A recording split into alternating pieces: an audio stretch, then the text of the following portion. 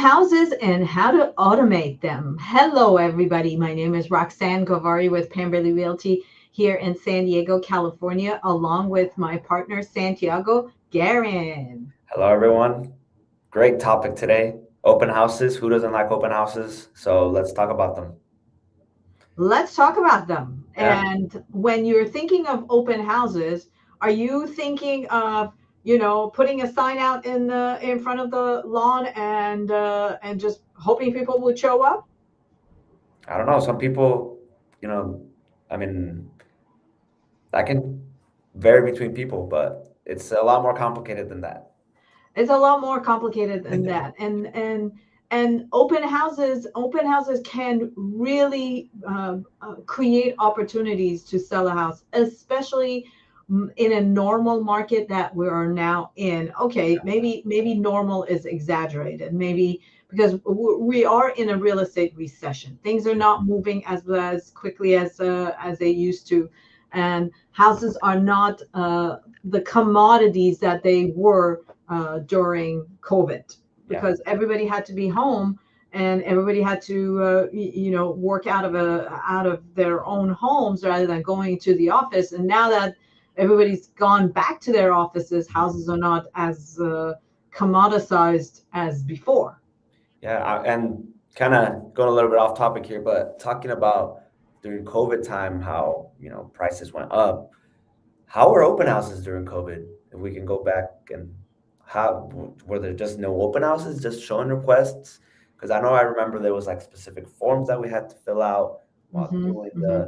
the like a showing, but I can't remember if there was any open houses allowed during COVID. We didn't really have to do open houses because houses were flying off the shelf. And open house is when houses are not selling, you do more open houses so that Mhm. you can do more marketing around the open houses. But if Yeah, they're selling quickly and one, two, three, and they have offers and they're flying off the shelf, then you don't really have a necessity to do open houses. yeah. But that being said, what we were actually doing during open houses, which worked out great, was use this platform of StreamYard to actually do open houses without with so in other words, doing virtual tours Mhm. of open houses without letting people in. So I was actually the speaker in a format like this, and then the other And you person would record, yeah, was actually going through the property, and so that's how we were doing virtual open houses yeah. essentially. Hmm. So, and it worked out great. As a matter of fact, I always often think maybe we should bring that back because it worked so well. Yeah. Hmm. But Yeah, now we're doing videos and high end videos, and so yeah. you know And what do you especially do? with this market, people want to actually go look at the house in person more than before. Exactly, exactly. So yeah. But beyond that, there was one property that we sold a couple of years ago, and this property was, I'm not exaggerating. It was a compound. It was Yeah, a compound. yeah. It had a main house. It had three ADUs within, and the grounds were large. Like it was a 20,000 square feet flat lot on the canyon. So there was still canyon land, but the flat piece of the land, of the flat piece of the property was 20,000 square feet, which for Hmm. San Diego homes is a lot of Yeah. land. Hmm. And so there was a main house. There were three ADUs. There were on one side there was a three-car garage. On the other side there was another two-car garage. So five-car garage, pool, green lawn, and a lot of different areas of. There was a koi pond. There was a lot of different areas to Hmm. entertain, and it was actually listed by another agent before, but what we did with that property was we did mega open houses, meaning that we invited a whole lot of people. taco stands, we had music, we had basically turned it into a mega event and Yeah. invited a whole lot of people, invited a whole lot of agents, and we did this multiple times. And out of one of the events that we threw, there was a buyer that came in, fell in love with the house, and ultimately bought the house. So it wasn't just a straight open house. It was more of a lot of marketing, a lot of event planning, and inviting a whole lot of people to come in to actually get it to a point where we were able to sell it. Yeah. So lots of buzz around the open house. Mm-hmm. Yep. So let's also talk about what modern marketing for an open house looks like, right? Let's do it. Which is something that we do a lot of. So we advertise the property through social media. We run email campaigns. We reach out to the agents. We have coming soon strategy, inviting the neighbors, putting our coming soon sign writer on the sign, We and do send mailers too, like around mailers the as neighborhood. well. Right, exactly.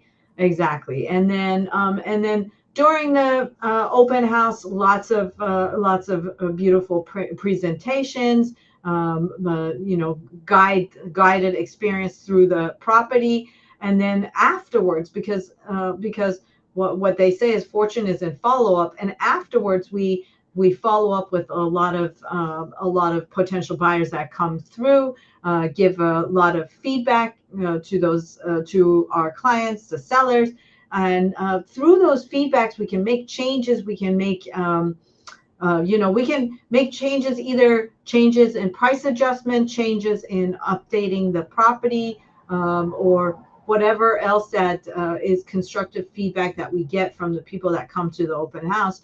And that also helps to get the property closer to being sold.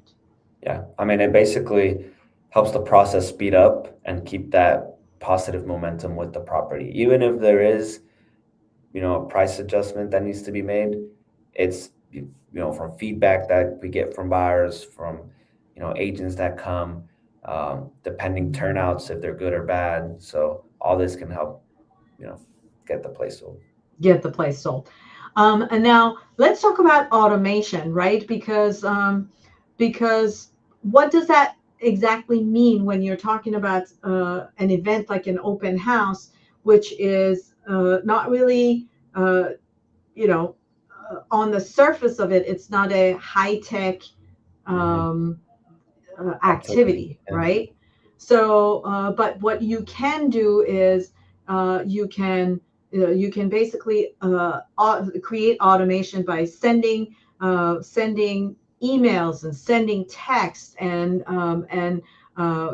retargeting on social media to who are the buyers that would be interested in that property, and creating a buzz that way that would make it then high tech by essentially putting the word out there and letting the public and the agents know about the property, and then doing the low tech part of it, which is physically look at the home. Yeah. Hmm. Yeah.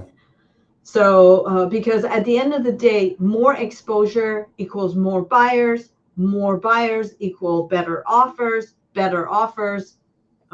equals better outcome, higher prices, Yeah. Yeah. right? And that means happy seller too. And that means happy seller too. Absolutely. That brings me to another point, which I know is the buzzword out there, uh, but I don't know if I necessarily agree with, and that is to sell properties off market. Because if you get more exposure, you get more buyers. If you get more buyers, you get better offers. You get better offers, you get better outcome and better prices. then why would you want to sell the property off market? Why would you want to hide it from the public? How would that benefit the seller the most? Yeah. And it's benefiting the seller, but also putting it out there is benefiting the buyers that are out there looking. Because, Mhm. put marketing it out there is they get to see the listing, they get to access it, they, get communication from us about it with any questions that they have, and they Mhm. don't miss out. They don't miss out They on the don't miss out. property, and they could be that buyer that might have not seen the place if it was off market, could have been one that was $100,000 over what you got off market. So you want to have as many buyers take a look at the property as possible. As possible, and that basically equals to uh, off market is not exactly creating the best opportunity for the seller. It may create best opportunity for the buyer, but Hmm. if we are working with the sellers and if we're trying to create the best experience for the sellers, then off market is not necessarily creating the best experience. Yeah, Or the best experience it may be, but the best outcome may not be. correct. Yeah. Right. So now, why does it matter to buyers, right? Um, uh, open houses create easier access to the property, right? And they also create better communication and less missing out, because if the property has an open house versus oh, you have to keep on trying to schedule to get into a home, then by if you know that the property is going to be open from certain time to certain time at certain dates, then you're able to get to see the property, then you have a better chance of getting that property. And not only just that, I think also there's an agent hosting the open house. So if you Mhm. go and you have any questions, they can be answered right then and there, which Mhm. is also Mhm. nice. Not having to try to, follow up, go back and forth. You can bring your buyer, you can talk to an agent there that can help you out with any questions that you have. Exactly. So, Exactly. Now let's talk about pitfalls, right? What are the some of the things that you want to avoid, right? So what we talk about a marketing plan, and basically to have a strategy before the open house. That's really important. yeah. And if you just go ahead and put up a sign and not to basically have a strategy to go with your marketing plan, that is one of the pitfalls that you definitely want to avoid. Okay. The other is to just rely on the MLS. So you put the house on the MLS, which means that the house has gone on the market. Now you have to go above and beyond to try to get people to come to that open house, right?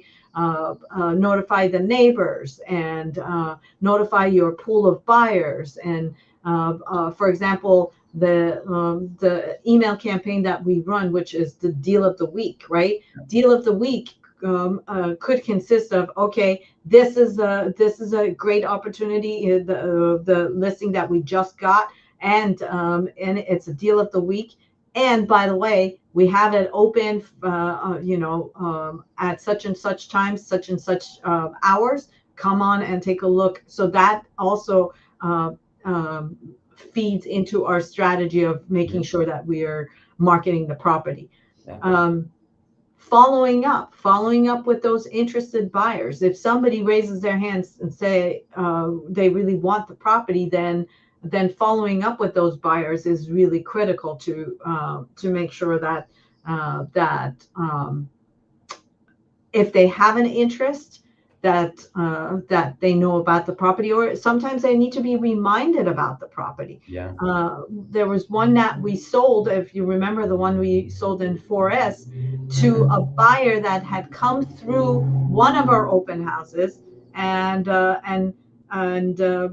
so every weekend that we held that house open, we we sent text messages and invited the previous buyers that had come to the open houses, and one of those text messages resulted to some buyer that had come through the property before to come through the property again, get reminded of the benefits that the property gave them, and ended up putting an offer and purchasing the property.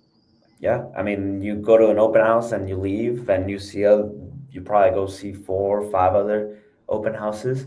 You forget about them, and getting reached out by the agent can help you, or can help the buyer, like you said, remember and bring up that interest again. Exactly. Now, some agents, some sellers are hesitant about doing an open house. So it's important to basically talk about what are you trying to get out of an open house, right?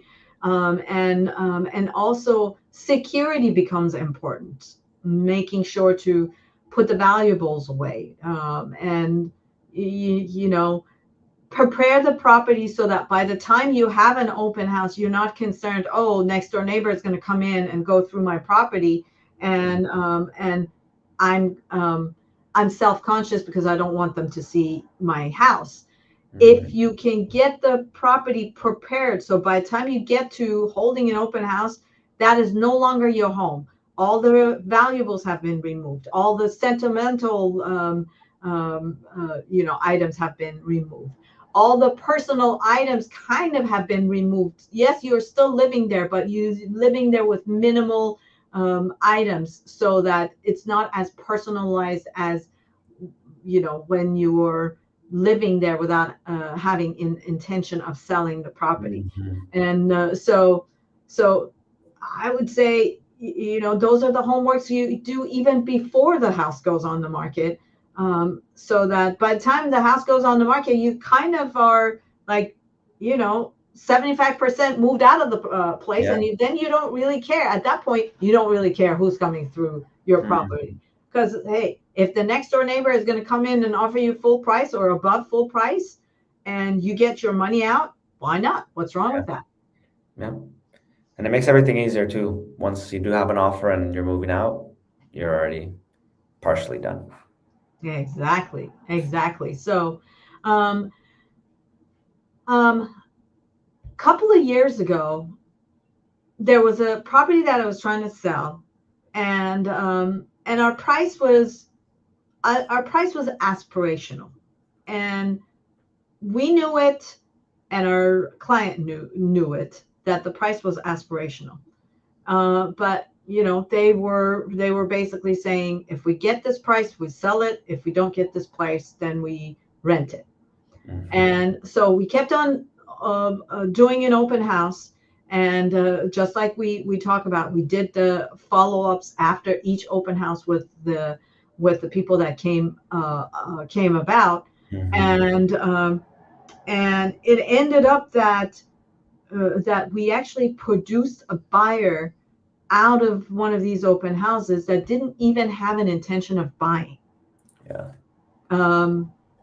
But you know, they were in the neighborhood, they were going through the property and just fell in love with the property.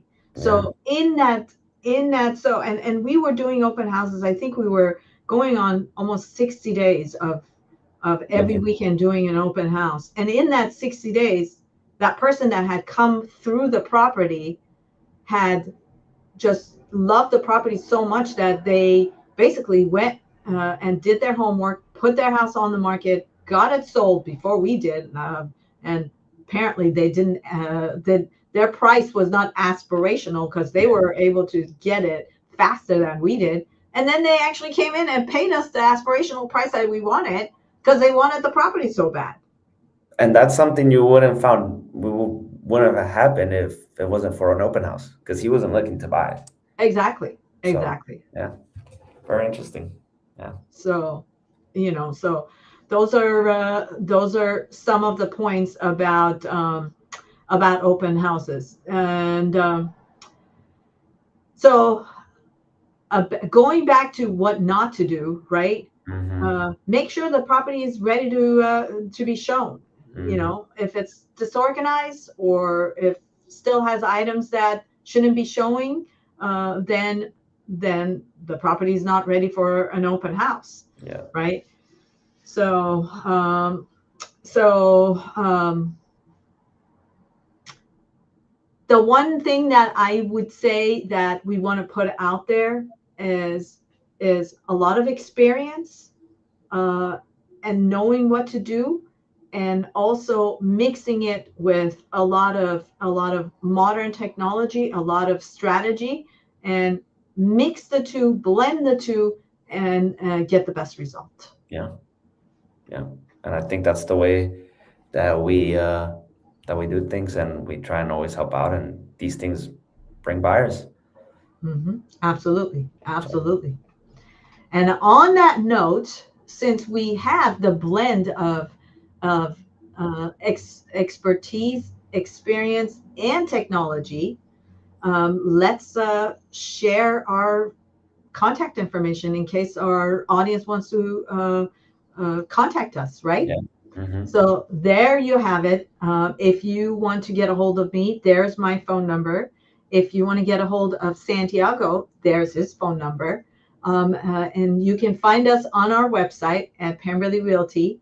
And if you are watching us on Instagram or on Facebook, we would really appreciate it if you give us a follow on either one of those two platforms. And of course, if you are watching us on YouTube, we would appreciate it if you give us Thumbs thumbs up up and subscribe. and Subscribe so you can watch subscribe. it. Yep. Exactly, exactly. And thank you so much, as always, for joining us. And remember, we are in San Diego, but we can help you buy or sell all over the U.S. We want to be your go-to realtors, and hopefully you will reach out to us if you are thinking of buying or selling. And make it a great day. Bye, everyone. Thank you for joining today.